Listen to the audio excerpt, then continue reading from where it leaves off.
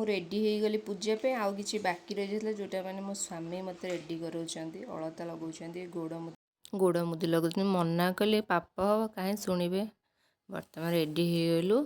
ଆମେ ଏତେବେଳେ ମନ୍ଦିର ବାହାରୁଛୁ, ମନ୍ଦିର ଟିକେ ଯିବୁ ଠାକୁରଙ୍କ ଦର୍ଶନ କରିବା ପାଇଁ। ଆମେ ଯେଉଁ ରେଡ଼ି ହେଇଗଲଣି, ମୋ ଝିଅ ବି ଏଇଠି ରେଡ଼ି ହେଇସାରିଲାଣି। ସେ ମୋବାଇଲ ଦେଖିଲେ କେତେ ସାରା କଥା ହେବ, ଏଇଖିଣା ବୁଲି ଯାଉଛି ତ, ସେଇଥିପାଇଁ ସେ ଗୋଟେ ସାଇଲେଣ୍ଟ ଅଛି। ବର୍ତ୍ତମାନ ମନ୍ଦିର ଯାଇ ପହଞ୍ଚିଗଲୁ। ଏଇଟା ମାଆଙ୍କ ମନ୍ଦିର ରହୁଛି। ଏଠି ଟିକେ ଧୂପ ଦୀପ ବୁଲେଇ ଠାକୁରଙ୍କୁ ନମସ୍କାର ହେଇ ଫୁଲ ଚଢ଼େଇ, ଏଇଠି ପାଖରେ ପାଖରେ 2ଟା 3ଟା ମନ୍ଦିର ରହୁଛି। ଇଏ ତ ଗୋଟିଏ ମାଆଙ୍କ ମନ୍ଦିର ରହୁଛି ଏଇଠିକିନା। ସାଇଡ଼୍ରେ ଆଉ ଗୋଟେ ବି ମାଆଙ୍କ ମନ୍ଦିର, ଏଇଠି ମୁଁ ମୁଣ୍ଡିଆ ମାରିଲେଲି।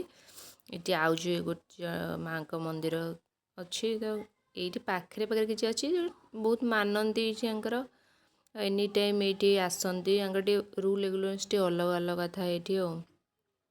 ତାପରେ ଏଠି ପାଖରେ ଶିବ ମନ୍ଦିରଟା ବି ଅଛି। ଶିବ ମନ୍ଦିରକୁ କାହିଁ ଛାଡ଼ିବା, ଦର୍ଶନ କରିଦେଇ ଯିବା। ଶିବ ମନ୍ଦିର ଆଇଲୁ, ଟିକେ ଧୂପ ଦୀପ ବୁଲେଇଲୁ ଶିବ ମନ୍ଦିରରେ। ଶିବ ଠାକୁରଙ୍କୁ ଟିକେ ଦର୍ଶନ କରିବୁ। ମୋ ଝିଅ ଆଗରୁ ଟିକେ ଡରୁଥିଲା, ପାହାଚ ଚଢ଼ିବାକୁ ଟିକେ ଲମ୍ବା ଲମ୍ବା ଟିକେ ଅଛି ମାନେ ଧାର ଗୁଡ଼ାକ। ତ ଏବେ ସେ ନିଜେ ନିଜେ ତାର ପଳେଇ ଯାଉଛି, ଆଉ ହାତ ଧରିବାକୁ ପଡ଼ୁନି ତାକୁ। ଏଠି ଭଗବାନଙ୍କ ଦର୍ଶନ କଲୁ, ମୁଣ୍ଡିଆ ମାଇଲୁ ଟିକେ। ପାଖରେ ପାଖରେ ତ ଏଠି ଅଛି, ମାଆଙ୍କ ଦର୍ଶନ କଲୁ। ଠାକୁରଙ୍କୁ ଛାଡ଼ିକି ଯିବୁ। ଏଠି ବି ମାଆ ଅଛନ୍ତି, ପୂଜା ହେଉଛନ୍ତି। ତାପରେ ଆଉ ଏଠି ଆଉ ଗୋଟେ ମନ୍ଦିର ଅଛି, ଶିବ ମନ୍ଦିର ଭିତରେ। ଏଠି ଟିକେ ଦର୍ଶନ କଲୁ, ନମସ୍କାର ହେଲୁ। ଏବେ ଘରକୁ ଆସିବୁ। ଘରେ ଏବେ ମୁଁ କଳସୀ ନେଇକି ଗଲି ପୂଜା ପାଇଁ, ମୋ ପୂଜା କରିବା ପାଇଁ। ଏଠି ବୃନ୍ଦାବତୀଙ୍କ ପାଖରେ କଳସୀ ବସେଇଲି। ଆଉ ମୋତେ ତ ବିଶେଷ କିଛି ଜଣା ନାହିଁ, ଯାହା ଯେତିକି ଜାଣିଛି ସେ ଘରେ କରନ୍ତି। ତାପରେ ସବୁ ସାମଗ୍ରୀ ନେଇକି ଆସିଲି, ସବୁ ପୂଜା ସିଙ୍ଗାର ସାମଗ୍ରୀ ସେଠି ପାଖରେ ସବୁ ସାଇଜ୍ କରି ଥୋଇଲି ପୂଜା କରିବା ପାଇଁକିନା।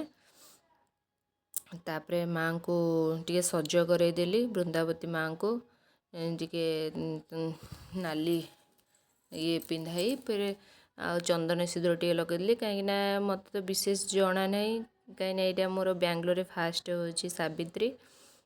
ଯେ ଗାଁ ମାନଙ୍କରେ ଓଡ଼ିଶାରେ ତ ସେଠି ମାଆ ମାନେ ଥାଆନ୍ତି, ସେଠି ଆମେ ସଜବାଜ କରିଦେଇକି ସବୁ ସାମଗ୍ରୀ ସଜେଇ ଦେଲେ ସେ ସବୁ ନେଇକି ଯାଆନ୍ତି ପୂଜା କରିବା ପାଇଁ। ଆମର ତ ଏଇ ବୃନ୍ଦାବତୀଙ୍କ ପାଖରେ ହିଁ ନନା ପୂଜା କରନ୍ତି, ବ୍ରାହ୍ମଣ। ଆମର ନିଜସ୍ୱ ପୂଜା ହୁଏନି, ବ୍ରାହ୍ମଣ ହିଁ ପୂଜା କରନ୍ତି।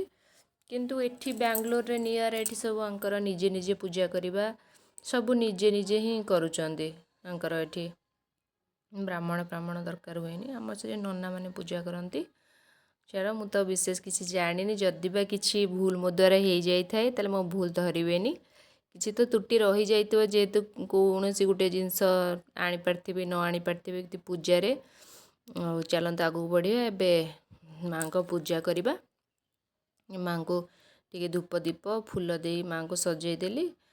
ତାପରେ ଭୋଗ ଲଗେଇଦେଲି ମାଆଙ୍କ ପାଖରେ, ଟିକେ ଆଳତି ବୁଲେଇଦେଲି ମାଆଙ୍କୁ। ଆଳତି ବୁଲେଇ ସାରିଲା ପରେ ତାପରେ ମାଆଙ୍କ ପାଖରେ ଟିକେ ଭୋଗ ଲଗେଇଦେଲି। ମୋ ସିଙ୍ଗାରରେ ବି ସବୁ ଭୋଗରେ ଟିକେ ବି ବୁଲେଇଦେଲି, କର୍ପୂର ଆଳତି ବୁଲେଇ ଦେଇ ସାରିଲା ପରେ ତାପରେ ମାଆଙ୍କ ପାଖରେ ଟିକେ ଭୋଗ ଲଗେଇଦେଲି। ମୁଁ କହିଲି, ମାଆ ଯାହା ବି ଭୁଲ ଥିବ ମୋତେ କ୍ଷମା କରିବେ, ମୁଁ ତ ଜାଣିନି ବିଶେଷ କିଛି। ଯାହା ଯେତିକି ଜାଣିଛି ମୋ ସ୍ୱାମୀ ପାଇଁ ମୁଁ ପୂଜା କରୁଛି। ମୋ ସ୍ୱାମୀ ତ ହେଉଛି ମୋର ଆଗ, ମୁଁ ଆଉ କ'ଣ କରିବି। ଯାହା ତ୍ରୁଟି ହେଇଥିବ ହେଇଥିବ ଆଉ। ଏହା କହିକି ମାଆକୁ ଗୋଟେ ମୁଣ୍ଡିଆ ମାରିଦେଲି। ଯାହା ମାଆ କରିବେ, ଆଉ ମଣିଷ ଆଜି ଅଛି ତ କାଲିକି ନାହିଁ, କିଏ ଜାଣେ କ'ଣ। ମୁଁ ତ ଚାହୁଁଛି ମୁଁ ଅଛି, ମୋର ସବୁ ଆୟୁଷ ମୋ ସ୍ୱାମୀକି ହିଁ ଲାଗିଯାଉ। ସେଇଆ ହିଁ ମାଆଙ୍କୁ ଡାକିଲି। ସେ ଭଲରେ ଥିଲେ ମୁଁ ହିଁ ଭଲରେ ଥିବି। ସମସ୍ତଙ୍କ ଶଙ୍ଖା ସିନ୍ଦୁର ଏମିତି ହାତରେ ଝଲସୁତା ଆଉ ସିଙ୍ଗାର ହେଉଥାନ୍ତି, ସଜବାଜ ହେଇଥାନ୍ତି ସ୍ୱାମୀ ପାଇଁ ସମସ୍ତେ ଚାହାନ୍ତି।